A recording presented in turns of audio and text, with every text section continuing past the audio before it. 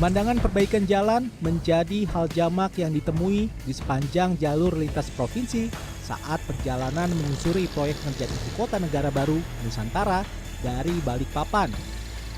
Alat-alat berat berfokus melakukan perbaikan serta pelebaran jalan. Pembangunan jalan menuju proyek IKN menjadi infrastruktur penopang yang penting untuk mempermudah akses logistik dan distribusi dalam pembangunan IKN. Lex regis superflua in quara pugnantia incongrua. Hukum menolak hal yang bertentangan dan tidak layak. Assalamualaikum warahmatullahi wabarakatuh. Shalom Om Swastiastu, Namo Buddhaya, salam kebajikan. Dewan juri yang adil dan bijaksana serta seluruh insan juris yang budiman. Perkenalkan kami dari tim Romli Atma Sasmita dengan saya Dela Fatika Sari sebagai pembicara pertama serta pembicara kesimpulan. Rekan samping kanan saya yakni Yogi Syaputra Alidrus sebagai pembicara kedua dan rekan samping kiri saya Ibnu Khairuddin Wel Artafila sebagai pembicara ketiga. Terhadap mosi perdebatan kita kali ini yakni pemindahan ibu kota negara sebagai jawaban krisis perubahan iklim. Untuk pertama kalinya kami menyampaikan sikap tegas menolak lahirnya mosi perdebatan kali ini. Hal tersebut didasari atas latar belakang hadirnya mosi bahwasannya berangkat dari status quo yang ada bahwa pemindahan ibu kota negara dari Jakarta ke Kalimantan Timur menyisakan sejumlah tanda tanya besar. Bagaimana grand design dari sebuah ibu kota negara nantinya? Lalu, bagaimana pengaruh pemindahan ibu kota negara terhadap krisis perubahan iklim di Kalimantan Timur nantinya? Untuk menjawab hal tersebut, maka argumentasi besar kami atas penolakan mosi kali ini yakni dampak aktual serta potensial pemindahan ibu kota negara terhadap pengaruh ketidakefektivitasan perubahan iklim. Namun, sebelum jauh melangkah mengupas tuntas daging argumentasi tim kami, izinkanlah saya untuk memberikan definisi per variabel mosi, yaitu ibu kota negara. Menurut Undang-Undang Nomor 3 Tahun 2022 tentang Ibu Kota Negara Pasal 1 Angka 1 menyatakan bahwasannya ibu kota negara adalah ibu kota negara Kesatuan Republik Indonesia. Yang kedua, krisis secara konseptual adalah suatu keadaan, kejadian atau dugaan yang mengancam serta mengganggu keberlangsungan hidup manusia.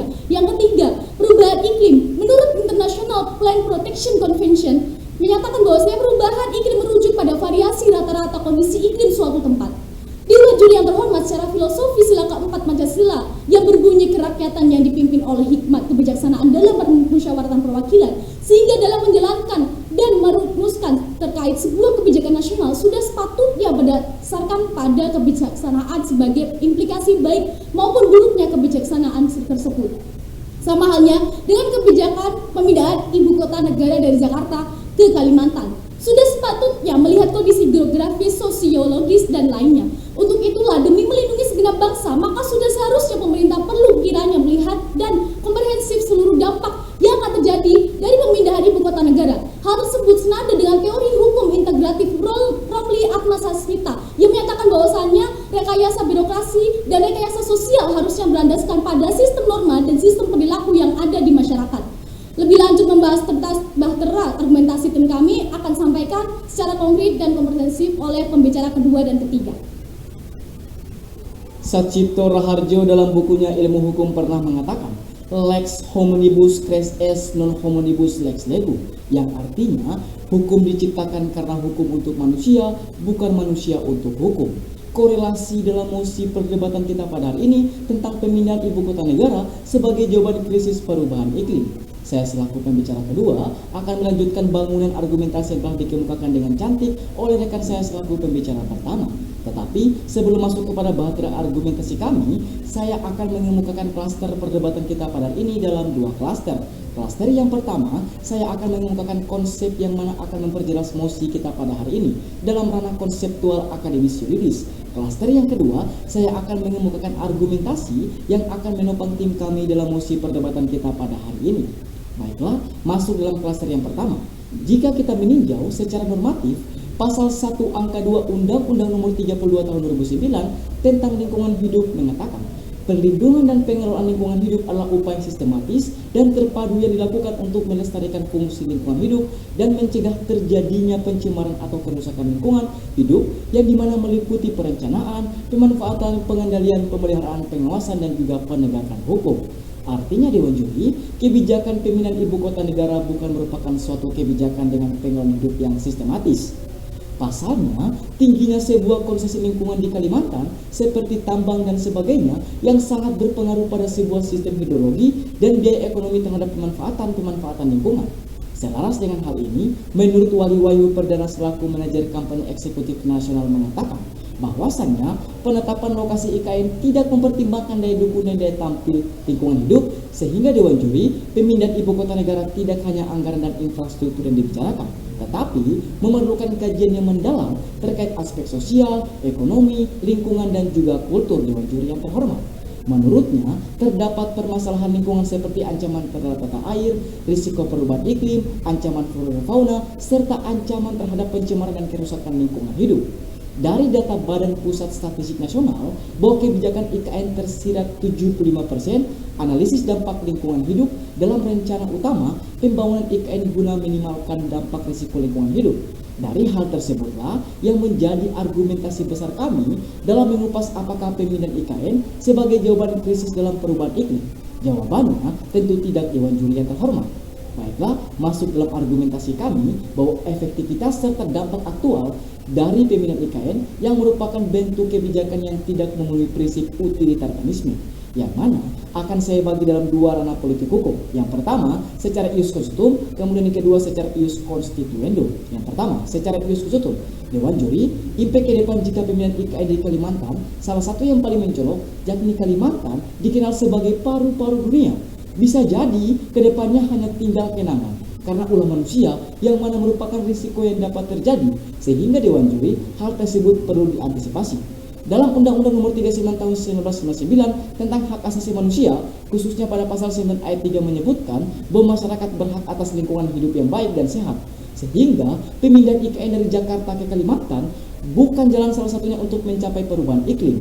Sebaiknya pemerintah fokus saja untuk memperbaiki keadaan sekarang seperti keadaan COVID yang telah menimpa warga NRI sekitar 2 tahun yang lalu, yang dimana mengakibatkan masyarakat Indonesia menjadi chaos, kemudian pendidikan yang kurang merata dan sebagainya. Dewan Juri yang terhormat, kemudian dilihat secara ius constituendo, beberapa indikator yang dinilai oleh pakar hukum tata negara yakni Febri Absari pernah menyatakan naskah akademik Undang-Undang IKN tidak memuat penjelasan filosofis sampai sosiologis, sehingga pemindahan ibu kota negara tentunya memerlukan perencanaan yang matang. Ada banyak aspek Dewan Juri yang harus diperhatikan dari segala sisi, terlebih lagi pada aspek lingkungan yang sangat sentuhan langsung atau memiliki implikasi secara langsung.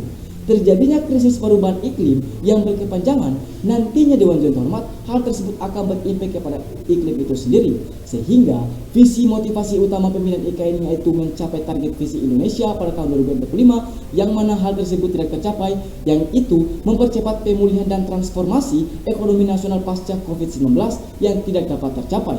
Sehingga atas pertimbangan tersebut, kami ingin adanya satu green design yang dimana untuk memastikan interkonektivitas dari seluruh sistem pembangunan dan pengelolaan ibu kota baru. Untuk itu Dewan Juri yang terhormat, propositum civitatis est salus communitatis praesitum quod attribuit et ambitutum. Tujuan negara yakni kesehatan rakyat kepada masyarakat, khususnya berkaitan dengan lingkungan hidup. Untuk itu kami tidak setuju dengan mosi perdebatan kita pada ini. Sekian dan terima kasih. Salus populi sublica suprema lex esto. Kemakmuran dan kesejahteraan rakyat adalah hukum tertinggi dalam suatu negara, sehingga kebijakan pemindahan ibu kota negara pada dasarnya bukanlah merupakan suatu jawaban atas perubahan krisis iklim, melainkan persoalan yang baru yang mempengaruhi perubahan iklim yang potensial terjadi di ibu kota negara baru nantinya yang berimplikasi terhadap kesejahteraan masyarakat. Untuk itulah Dewan Juri yang terhormat, kesekian kalinya kami tetap menyatakan sikap tegas menolak hadirnya mosi perdebatan kali ini. Melanjutkan argumentasi yang telah disampaikan oleh pembicara pertama dan pembicara kedua dari tim kami, sebagai pembicara ketiga, argumentasi besar yang akan saya sampaikan adalah dampak aktual serta potensial pemindahan ibu kota negara terhadap pengaruh ketidakefektivitas perubahan iklim. Menjawab hal tersebut, mari kita uji berdasarkan teori efektivitas hukum yang dikemukakan oleh Lawrence M. Friedman yang memenuhi 3 aspek penting. Yang pertama substansi hukum, yang kedua struktur hukum, dan yang ketiga adalah budaya hukum. Pertama adalah substansi hukum. Secara mutatis mutandis, esensi Undang-Undang Ibu Kota Negara Undang-Undang Nomor 3 Tahun 2020 pada pasal 3 ayat 2 menyatakan bahwasanya pembangunan dan pengembangan ibu kota negara dilaksanakan berdasarkan salah satu prinsip, yakni kelayakan hidup.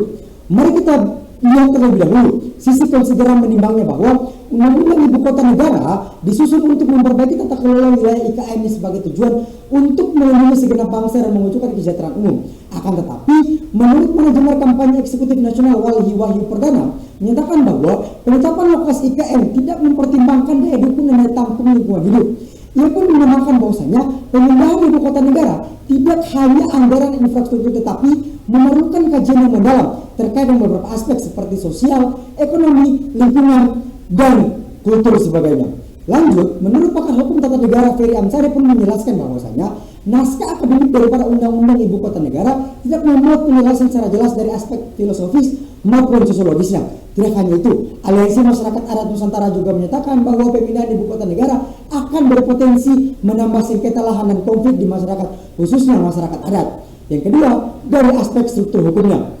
Secara struktural, faktanya terdapat beberapa sejumlah problematika yuridis, khususnya dalam prosedur pemindahan ibu kota negara baru tersebut.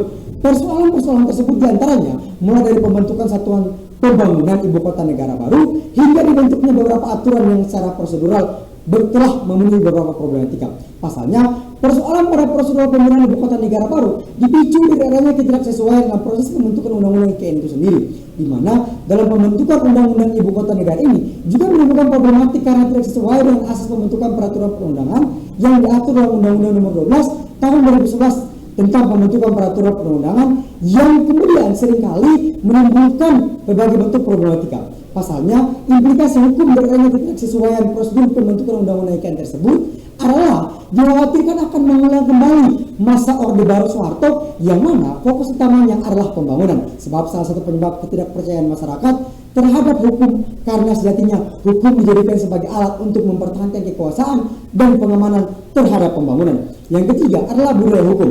Secara legal culture, ibu kota negara Republik Indonesia yang diharapkan adalah ibu kota yang mampu mencerminkan entitas atau identitas bangsa Indonesia. Berdasarkan pada status quo bahwa data Bappenas RI memprediksi sedikitnya 1,5 juta orang bakal dipaksa migrasi secara bertahap ke IKN di Kalimantan Timur untuk menuju kegiatan ibu kota baru nantinya. Oleh karena hal tersebut, menurut Aliansi Masyarakat Adat Nusantara atau AMAN, memperkirakan sebanyak 25 masyarakat adat akan menjadi korban proyek ibu kota negara baru di Kalimantan Timur nantinya. Sekitar 25 masyarakat adat itu terbagi dalam 21 kelompok komunitas masyarakat adat, 19 kelompok diantaranya di Parajemen Pasar Utara dan 2 diantaranya di Kutai Kertanegara.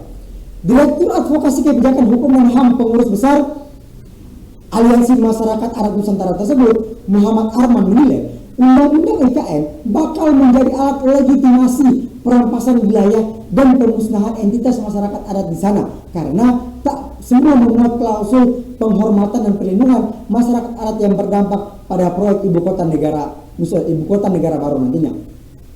Untuk itulah Dewan Juri yang terhormat, berbicara mengenai efektivitas hukum, tentunya kita perlu melihat dan mengkaji secara konkret dan komprehensif para 3 aspek penting sebagaimana dikemukakan oleh Lauren M.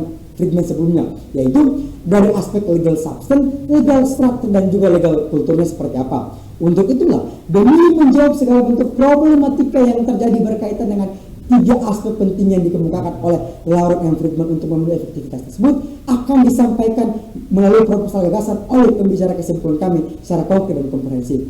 Sekian dan terima kasih.